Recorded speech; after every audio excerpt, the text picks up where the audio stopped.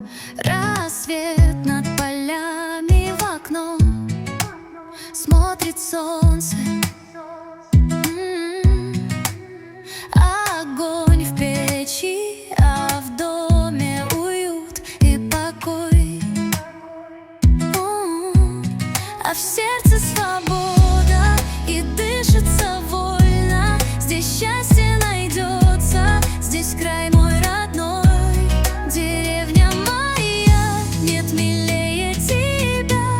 Родной мой дом, где за окном просторы, свежий ветер. Березы шепчут у реки. Здесь душа моя счастливее всех на свете.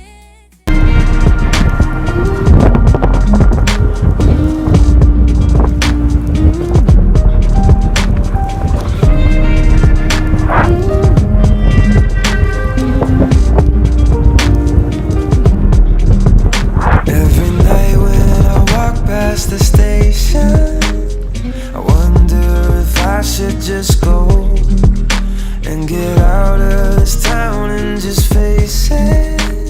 If you're not here, this isn't home. It's a lonely city and the neon's bright, and you're not with me to shine your light. The skyline's Всем привет, меня зовут Наталья, и я купила домик в деревне. Друзья, поверить не могу, что 2 года назад я впервые произнесла эту фразу, впервые я приехала в свой дом и впервые в нем ночевала. Каждый раз, когда пересматриваю свое первое видео, на меня накатывает ностальгия. Я вспоминаю все самые свои теплые, светлые чувства, эмоции, которые я тогда переживала. И что я вам хочу сказать? Этот дом стал символом моего внутреннего роста и самодостаточности. Этот дом также стал символом выбора моей новой жизни без оглядки на мнение других. Этот поступок был настоящим вызовом и одновременно самой большой мечтой для меня. Этот дом дал мне очень многое. Я теперь чувствую, что крепко стою на своих ногах, что я в состоянии отстоять свои интересы и ценности. Этот дом дал мне настоящую внутреннюю силу и желание жить. Мало кто знает, но до того, как я купила дом, я 7 лет жила на съемной квартире, потому что затянулся жилищный вопрос с родственниками. Также мало кто знает, что до того, как я купила этот дом, я пережила расставание с близким человеком, который заявил мне, что я для него никто. После чего я вытягивала себя из сильнейшей депрессии. И этот дом стал настоящим исцелением для меня. За эти 2 года я прошла настоящий путь героя. Героя, который не сдался и выбрал жить жизнь своей мечты. И этот путь до сих пор продолжается.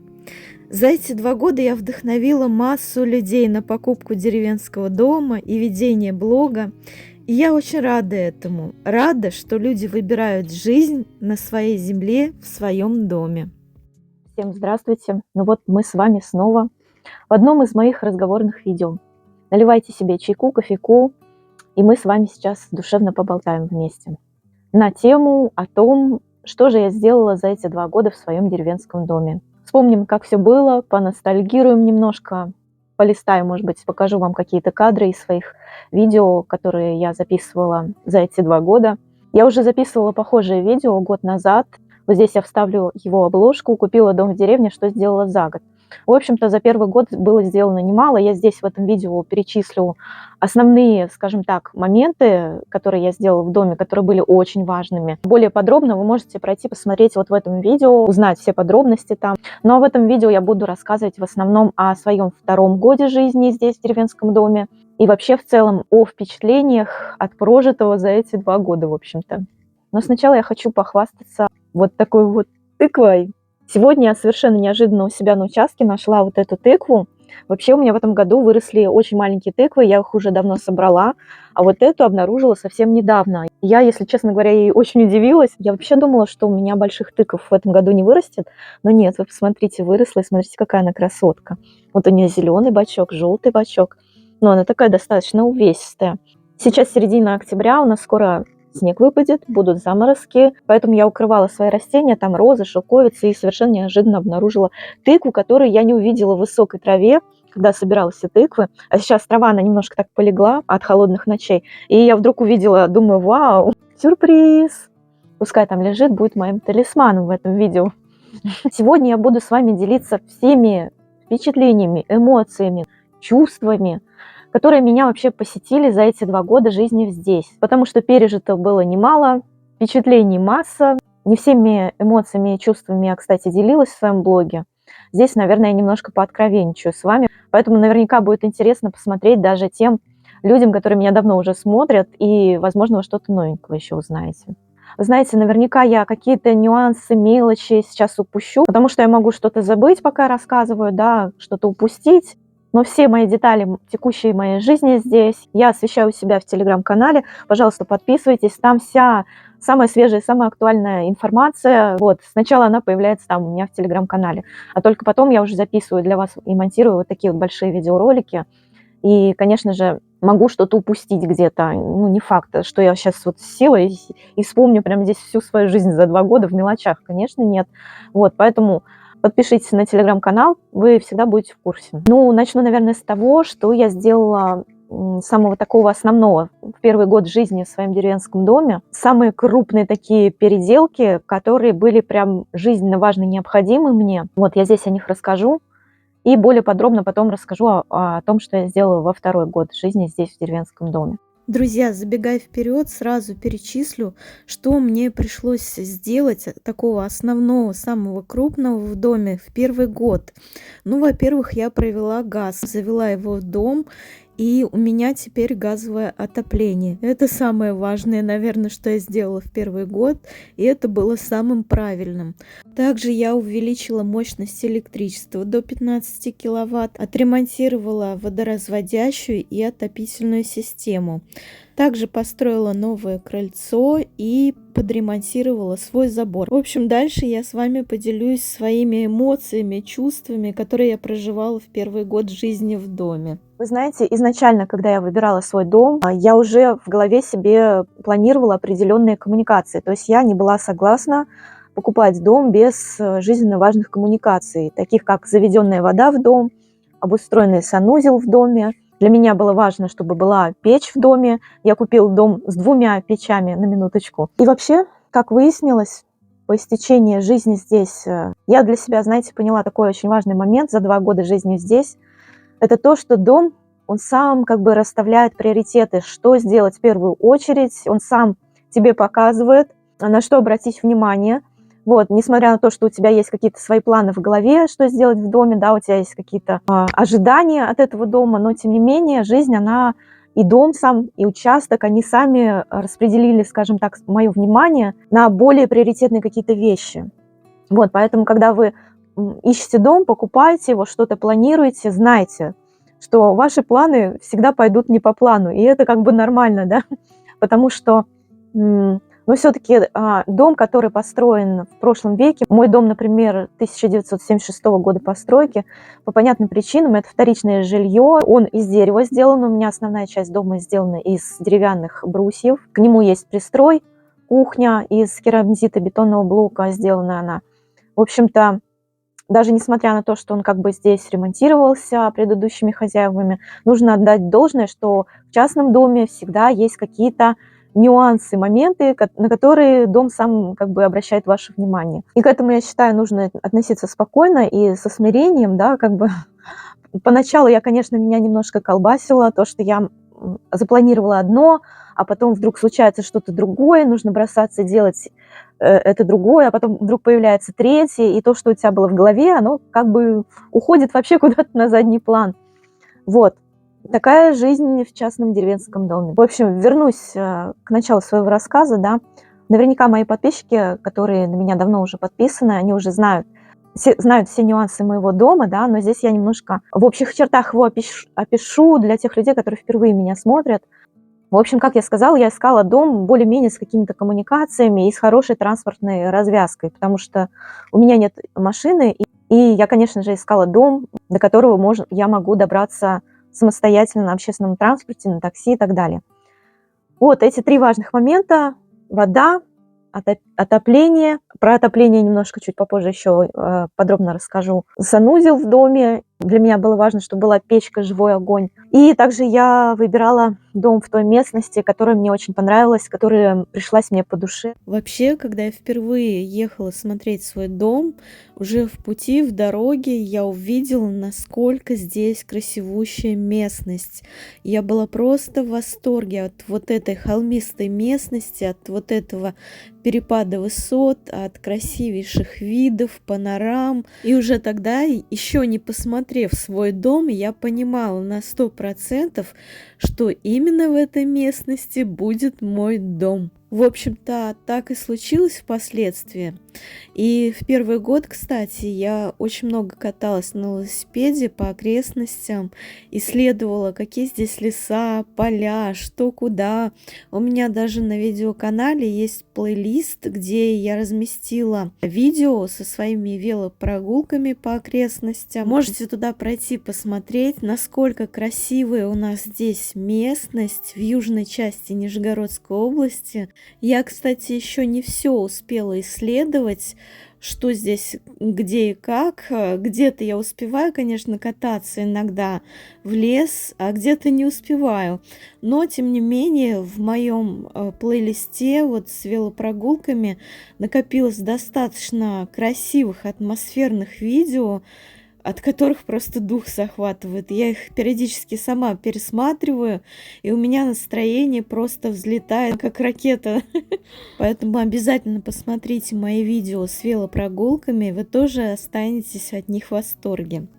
Изначально я выбирала дом именно с такими данными, которые по факту уже были. Я не была согласна на то, чтобы туалет, например, был на улице, я не была согласна на то, чтобы нужно было бы возиться с заведением воды в дом, с какими-то скважинами и так далее. Это было очень сложно для меня. Я пересмотрела много домов, где были нюансы, и чем больше домов я смотрела, я понимала, что я, например, никогда не смогу разобраться, например, со скважиной, которая не утеплена к зиме, да.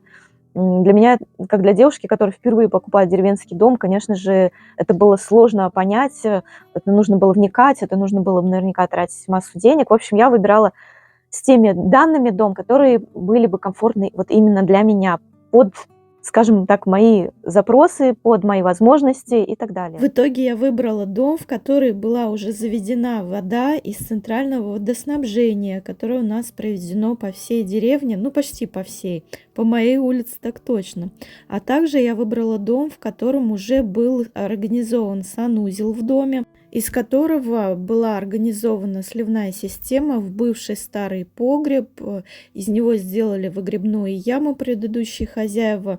Мне, кстати, еще ни разу не приходилось откачивать эту выгребную яму, поскольку у нас холмистая местность, я живу на склоне, и все уходит очень быстро в землю. Значит, сделка по покупке моего дома состоялась 7 июля 2023 года.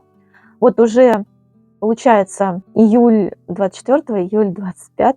Вот уже получается 2 с лишним года, да, как я владелица этого дома. Но жить я стала здесь практически сразу, наверное, да.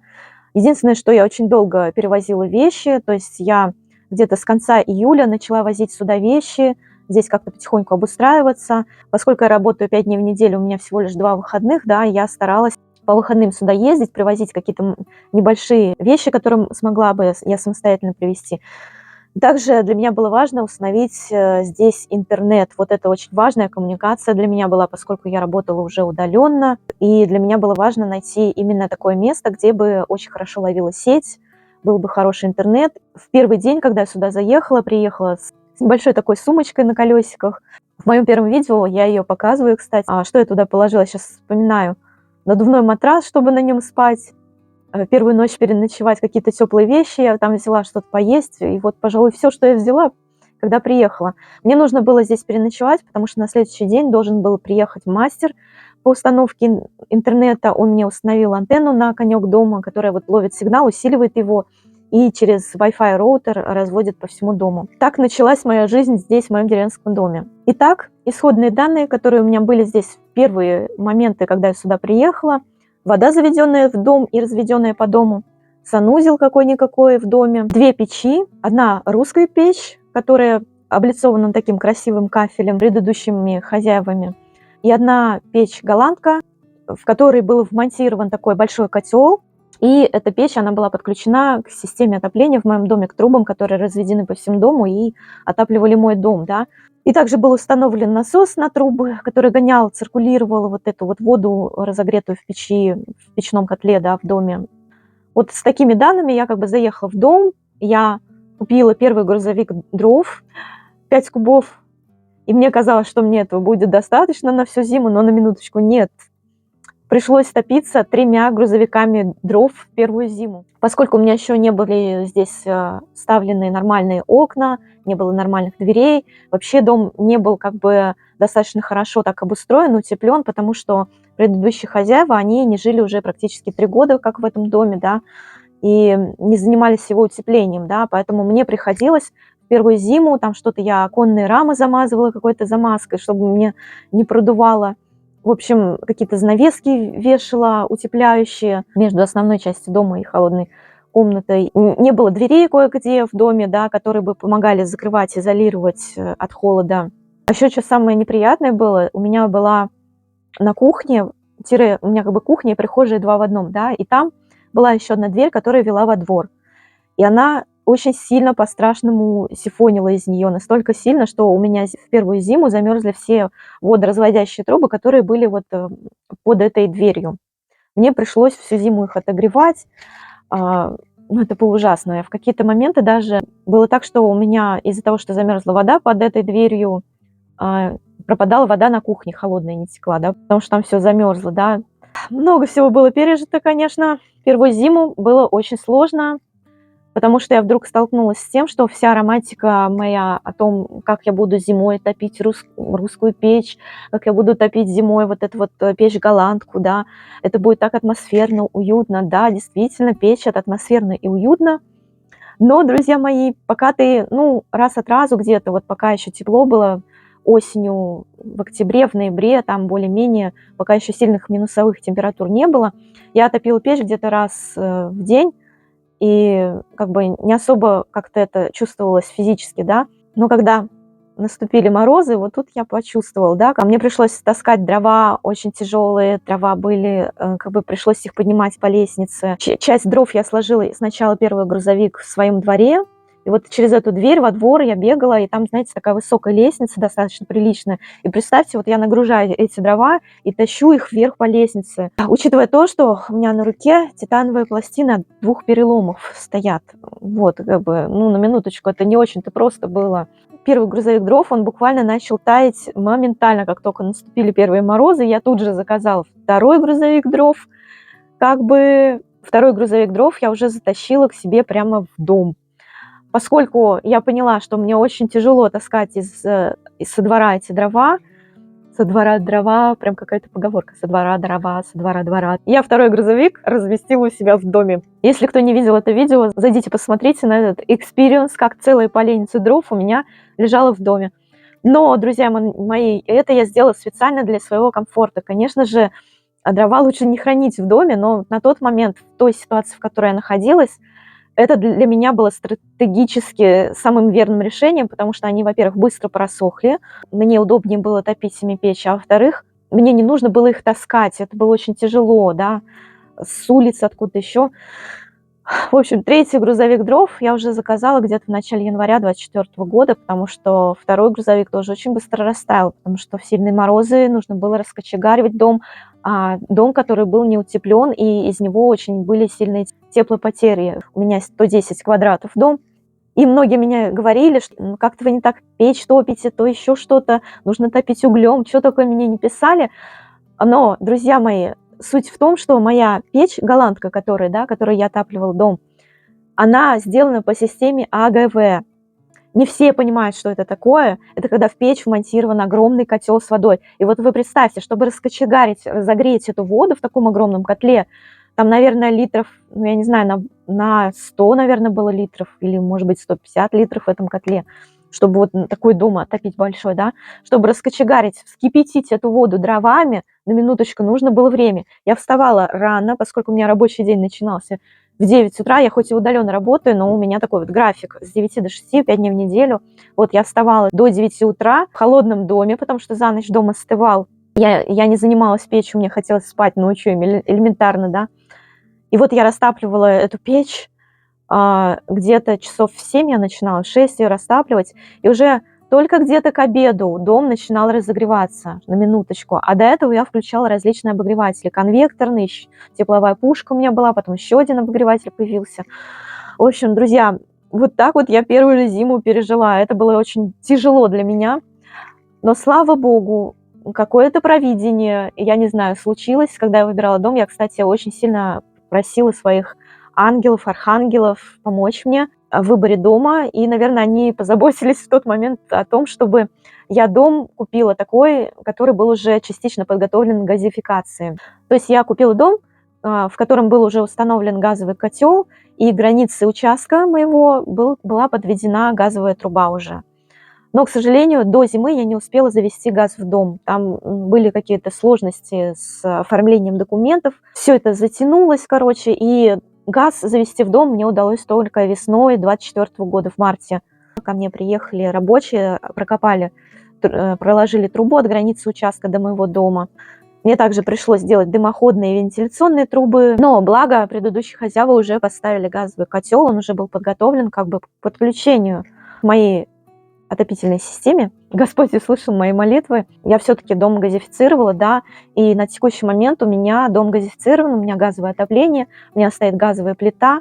Кстати, до этого я готовила либо в русской печи, либо на электрической плите. У меня была маленькая такая электрическая электропечка, которая была наполовину сломана, вот на ней я готовила. В общем, я поняла, что печное отопление – это тяжелая штука, хоть и очень романтичная, да. Но я не отказалась от печей, несмотря на то, что у меня сейчас газовое отопление, я все-таки иногда топлю печь для атмосферы, для уюта. Иногда что-то мне хочется приготовить в русской печи. Я очень люблю ее затопить, приготовить какое-то вкусное блюдо, особенно когда гости приезжают. Посидеть в холод в русской печи – это прям вот кайф, как у камина. Ну или погреться на лежанке, у меня большая лежанка на русской печи. Так вот, основные вещи, которые я сделала в первый год – это, получается, провела газ, это самое важное в дом, да. Потом я занималась электричеством. Первые полгода, пока я проживала в этом доме, я поняла, что мне нужно увеличивать мощность электричества. Когда я заехала в дом, здесь уже было подключено электричество 5-киловаттное. И периодически я включала, например, стиральную машинку, и у меня она останавливалась, либо зависал как-то холодильник, он останавливался, либо моргал свет. И потом мне объяснили, что у меня однофазное как бы электричество, всего лишь 5-киловаттное, да. Особенно я это почувствовала, когда у меня сломались ворота на заборе. Я вызвала сварщика, который мне сваривал ворота эти. Когда он приехал, стал подключать сварку, у него эта сварка, она не подключалась. Он привозил там какой-то дополнительный электроприбор, который увеличивал бы мощность, и у него была бы возможность подключить эту сварку. В общем, так я поняла, что даже если есть 5-киловаттное электричество, мне его как бы не особо хватает здесь. Учитывая то, что мой дом, он как бы стоит на самом конце улицы, он самый крайний, да, и пока до меня дойдет, особенно если на другом конце улицы кто-то включает массу электроприборов, там каких-нибудь, я не знаю, кто-то бойлеры, кто-то обогреватели включает, там кто-то электросварку, на ту же электросварку, чтобы что-то сварить, да. Конечно же, у меня тут электричество до меня не доходило, и все, свет моргал. В общем, было проблематично. К тому же я еще занималась здесь электрикой. Я вызвала электрика, нашла местного. Он здесь мне проверил всю электропроводку, где-то что-то починил, где-то что-то установил новые, розетки какие-то. В феврале 2024 года я еще написала заявление на подключение дополнительных киловатт к своему дому. В итоге я сделала 15-киловаттное электричество в своем доме. Теперь у меня ничего не моргает, у меня 3 фазы. Песня «Красота, бомба, пушка» вообще. Короче, стиральная машинка работает нормально, и это просто кайф. Свет не моргает, я могу включать массу электроприборов у себя в доме, не боясь за то, что где-то что-то загорится или замкнет. Вот так вот, друзья, как бы в первый год, получается, что я сделала? Провела газ, сделала дополнительное электричество. Также я отремонтировала кое-где водоразводящую систему у себя в доме, потому что, как я уже рассказала, да, кое-где трубы водоразводящие, они замерзали. Вот, и мне пришлось их немножко переделать, чтобы все нормально было, да, чтобы ничто не замерзало в морозы нигде, да. Надо сказать, вот эти вот первые переделки, особенно когда я заезжала в дом, я сколько много всего потратила. Вывести мусор, там что-то где-то из мебели докупить, где-то куда-то старую мебель вывести, интернет подключить.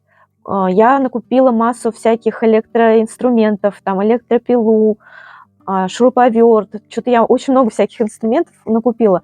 Краски, кисти, массу всего, короче. Также я сделала крыльцо, потому что мне приходилось через это крыльцо таскать тяжеленные сумки с дровами. И я прям первую весну тут же сделала крыльцо с пандусом, чтобы мне легко было завозить какие-то тяжелые вещи в дом, например, тачку, которую я храню у себя на веранде, или велосипед, или те же дрова на тачке. Это, наверное, самое такое крупное, что я сделала в своем доме. Кстати, в отопительную систему я тоже немножко переделала. Я поставила новый расширительный бачок не на крыше, потому что на крыше он у меня замерзал, а в доме. Вот. И еще один насос поставила на отопительную систему, да. И это, на минуточку, были немалые финансовые вложения, особенно учитывая, что я живу одна, зарабатываю одна. И на тот момент у меня еще не было таких больших заработков от блога, как вот есть сейчас. И, конечно же, на тот момент мне по кошельку это прилично ударило. И по понятным причинам, из-за того, что я все финансы вот вложила в эти важные переделки в доме, да, по этой причине я не могла сделать внутри какой-то ремонт. Я, конечно, начала пытаться делать в спальне что-то, я стала ее перекрашивать в белый цвет потихонечку, но, тем не менее, в моем блоге меня очень сильно хейтили за то, что я живу в каком-то сарае, у меня нет ремонта, везде хлам. Хотя, на минуточку, я дом покупала не особо захламленный, и он у меня был достаточно аккуратным, даже при первом моем въезде в него. Меня хейтили за то, что у меня какие-то косые, кривые рамы в окнах, то, что старые рамы в окнах, то, что я их не утепляю, это как я в сарае живу. Меня хейтили за то, что у меня нет нормальной входной двери. Меня хейтили за то, что я не делаю никакой ремонт и вообще ничего не делаю в доме, и живу вообще как, вот, не знаю кто там, чуть ли не как бомж, да. В общем, друзья, конечно же, было это очень сильно обидно. Меня хейтили за то, чего я не могла в этот момент себе позволить. Хотя, на минуточку, стратегически я все сделала в первый год жизни в этом доме правильно. Но у людей, знаете, почему-то такие представления, вот как обычно люди делают, да, когда переезжают на новое место жительства, в новую там квартиру, в новый дом, что они в первую очередь делают? Ну, конечно же, в голове у городского человека сделать ремонт. Это самое важное, кажется, при переезде на новое место жительства. Ремонт, на минуточку. Косметический ремонт – это не самое важное, что нужно сделать в доме. Первое, самое важное, стратегически важное – это коммуникации, друзья. И в них я прям вот сильно очень вложилась в первый год. И я прям все сделала правильно, хотя меня хейтили за то, что я не делаю ремонт. Ой.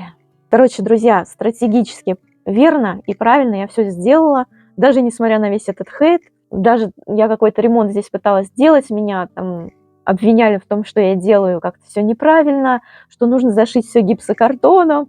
Хотя я, на минуточку, очень люблю дерево, и для меня важно, чтобы были стены деревянные.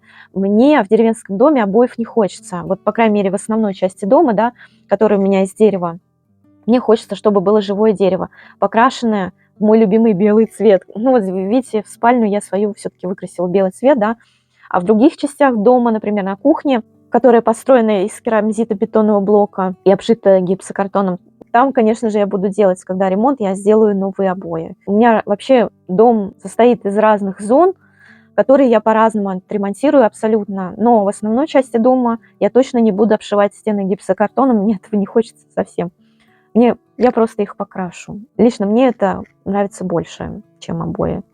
Так вот, друзья, у меня после того, как я вложилась вот в эти важные переделки в доме, коммуникации, вот эти все, конечно же, у меня после этого не осталось финансов на косметический ремонт. И на минуточку, до косметического ремонта мне еще жить и жить.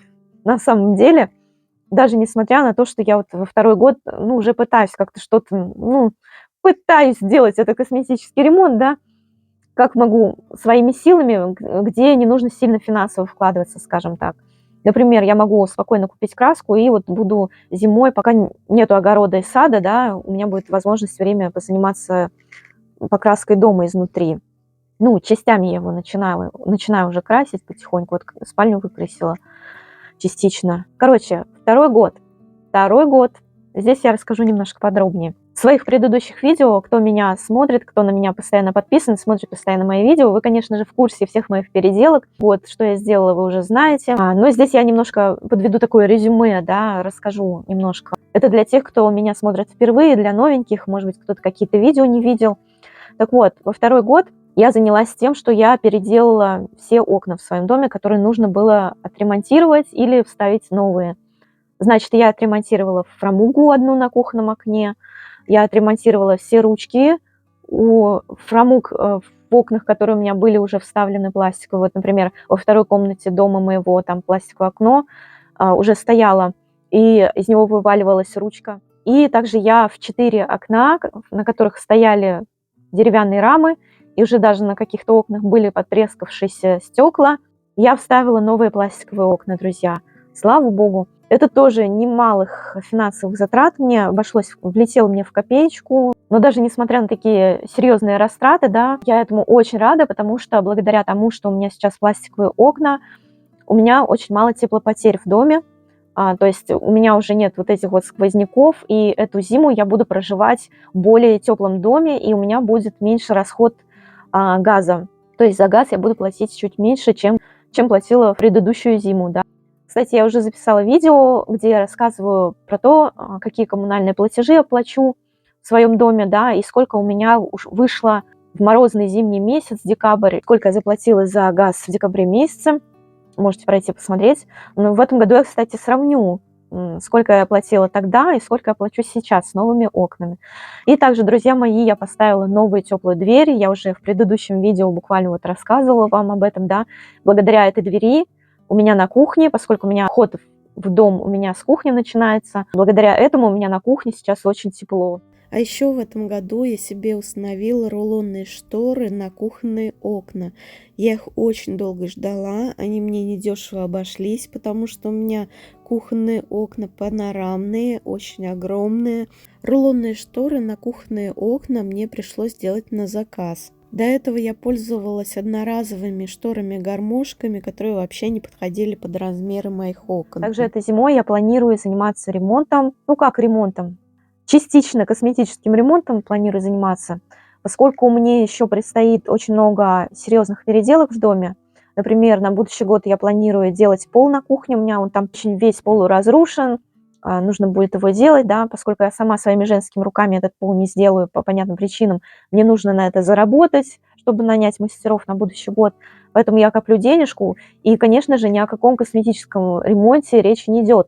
Но, тем не менее, я где-то что-то пытаюсь сделать, да, вот я, например, совсем недавно заказала краску, я буду докрашивать все-таки свою спальню, я потихоньку начну красить в доме стены, наконец-то я дожила до этого момента, и как-то я уже смотрю, у меня уже глаз радуется, я начинаю наводить более-менее какой-то уют в доме, да, вот я, например, озадачилась, какие я занавесочки буду вешать на свои новые окна, кстати, об этом подробно рассказываю в телеграм-канале, делюсь своими идеями, обустройство своего дома, проходите, смотрите. В доме, друзья, еще мне много чего предстоит делать, и до косметического ремонта я не знаю вообще, когда я доживу ли вообще до того косметического ремонта, который мне хочется сделать. Так вот, друзья, подводя итог всему этому видео, что я хочу сказать. Если вы планируете покупать деревенский дом, или либо уже купили, начинаете как-то его обустраивать, обязательно обратите внимание на стратегически важные вещи в доме. В частном доме, в деревенском тем более, который старенький, нужно обратить внимание на коммуникации, потому что коммуникации – это в первую очередь это комфорт.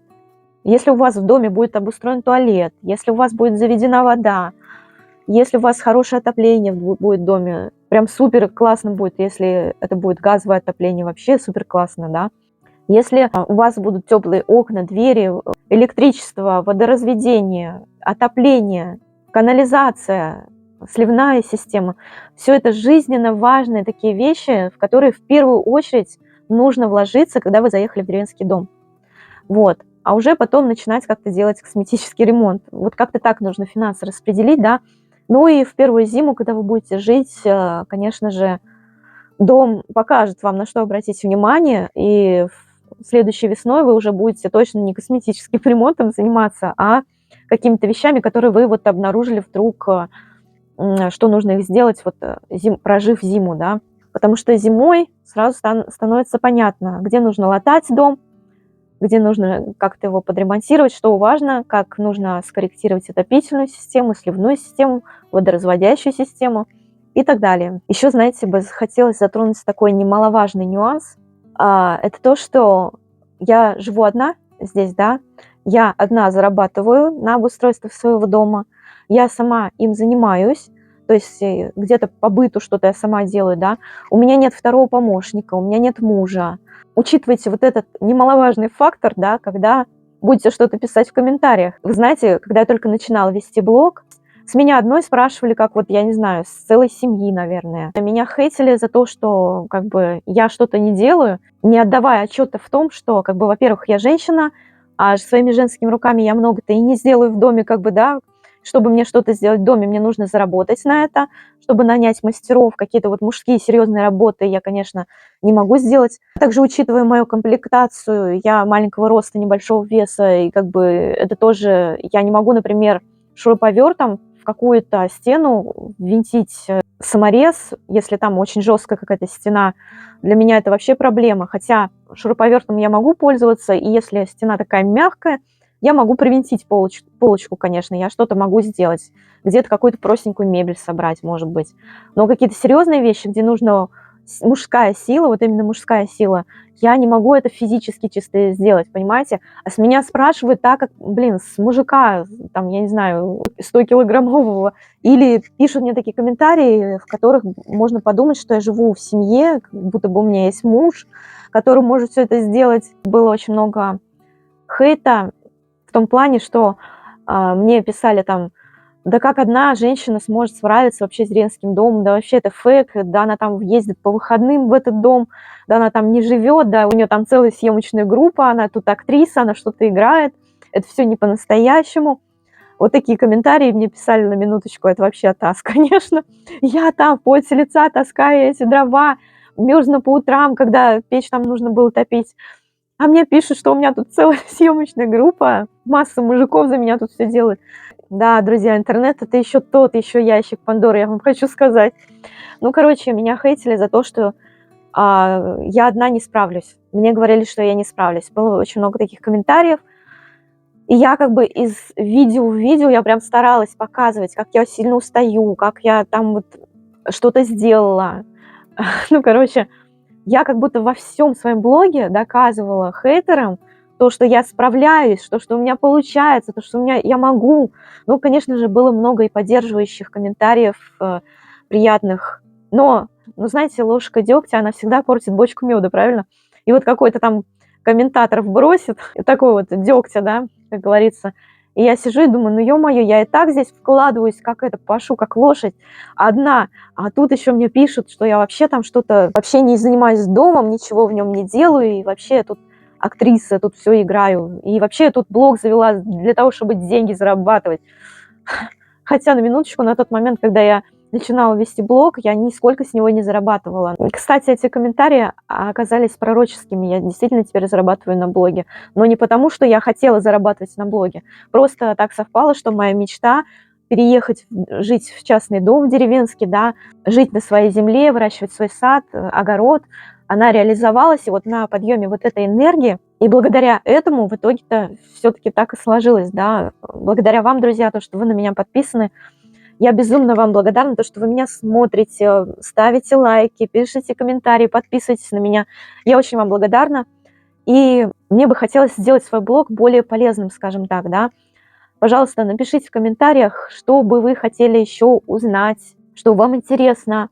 Напишите, пожалуйста, в комментариях. Я буду читать эти комментарии и буду стараться делать свой блог более полезным для вас. Поскольку первый год для меня был, ну, скажем так, мягко говоря, непростым, мне пришлось адаптироваться здесь, к жизни, к этой, выдерживать весь этот хейт. И я думаю, знаете, по истечении этих 2 лет я уже доказала все, что можно было доказать. Женщина действительно может одна купить частный дом, действительно может здесь его обустроить, сама может все это сделать. Каждая женщина делает это по-своему. Кто-то своими руками делает, да, кто-то зарабатывает на мастеров. В моем же случае актуально заработать и потом нанять мастеров, потому что у меня львиная доля моего времени все-таки уходит на мою основную работу, да, как бы я работаю удаленно контент-менеджером. Первый год я прожила, слава богу, удачно, сделала все стратегически правильно, и второй год тоже я сделала все стратегически правильно, даже несмотря на то, что у меня нет идеального ремонта, который я хочу, у меня нет на кухне кухонного гарнитура, не сделано так, как мне хочется, как бы мне хотелось, да, сделать все на кухне. Но зато у меня есть теплые окна, теплые двери. И этой зимой мне будет тепло, друзья. И будет меньше расходов на оплату отопления. В общем, хочу подвести итог за эти 2 года и сказать, что да, женщина одна может купить дом, может его обустроить. Как она может, она его обустроит, да. Это реально, это не фантастика какая-то, но это энерго- и трудозатратно очень сильно. Это требует определенных моральных сил, тоже не каждый это вынесет, да. И также, если вы будете еще дополнительно вести блог, это тоже дополнительная моральная нагрузка, скажем так, потому что в блогинге много очень сюрпризов, скажем так, психологически это очень тяжело вести блог, это психологически нужно быть очень сильным человеком, очень стрессоустойчивой, потому что люди в интернете разные, и они по-разному себя ведут, мягко говоря, я вам говорю, да. Есть очень много в интернете мошенников. Например, может быть, кто-то не знает, например, однажды у меня взломали телеграм-канал, и мне пришлось возвращать его за деньги. Были также мошенники, которые создавали аккаунт под моим ником «Счастлива в деревне» с моей аватаркой, писали всем гадости, вот такое вот даже было, да. То есть, понимаете, блог – это такая проверочка на стрессоустойчивость, серьезная, я вам хочу сказать, да. Это не так-то просто. Снял, выложил на YouTube, там тебе написали массу хвалебных комментариев. К сожалению, у нас есть люди, которые неблагочестивы, скажем так, своей душой, портят жизнь не только себе, да, но и другим людям. Даже если вы их не знаете. Вот они просто вас увидели в интернете, вы просто им не понравились, и они на вас вывалили ушат или сделали какую-то пакость. К тому же не всегда просто, кстати, донести до зрителя некоторые моменты. Не всегда все как бы ты можешь донести. Где-то камера там как-то не так сняла. Например, вот я снимаю свой сад, да, и на видео видно, как будто бы у меня участок находится на равнине. А на самом деле он находится под уклоном, приличным таким. У меня есть участок под уклоном находится. Этого на видео не видно. И как бы я не объясняла своим подписчикам то да сё, там-сям, какие-то нюансы, особенности своего дома, участка, не все могут это понять в словах, да, и тем более, что на видео это не видно. Не получается это донести до некоторых людей, некоторые вещи, да, и получается, знаете, такое недопонимание в каких-то моментах, что очень, конечно, меня огорчает, и мне грустно от некоторых вещей. Так вот, друзья, прожив все эти 2 года, сделав какие-то основные массовые такие вещи в этом доме, я, слава богу, думаю, что я смогу выдохнуть, надеюсь, что смогу выдохнуть на 3-й год жизни здесь. Как-то мне попроще уже становится, конечно, но тем не менее есть вещи, которыми нужно еще заниматься, такие серьезные, да. Но тем не менее сейчас я более-менее как-то адаптировалась, и мне бы хотелось вести такой более, скажем так, расслабленный образ жизни здесь, уделять больше времени себе мне бы хотелось, своему отдыху, восстановлению ресурса своего для того, чтобы снимать для вас хороший качественный контент и полезный контент, да. Надеюсь, что я более-менее как-то полноценно картину раскрыла. Но если что-то забыла сказать, обязательно подписывайтесь на мой телеграм, там все подробности есть, там я точно ничего не забываю. Тут же как что-то появляется, что-то новенькое, я всегда делюсь этим в телеграме. Надеюсь, что вам было полезно это видео. Спасибо вам за лайки, просмотры, комментарии, донаты. Увидимся с вами в следующем видео. Пока-пока. Хочу заснять тот момент, когда я только-только приехала вот в это место, и здесь еще ничего не благоустроено, так заброшено. И мне хочется показать, как тут все было, да, чтобы потом снять до и после. Вот смотрите, здесь голубка сидит на крыше. Сидит такая интересная, наблюдает, головой крутит. Вот. И сейчас мы с вами зайдем в дом. И я все покажу, расскажу, что внутри, что нужно ремонтировать.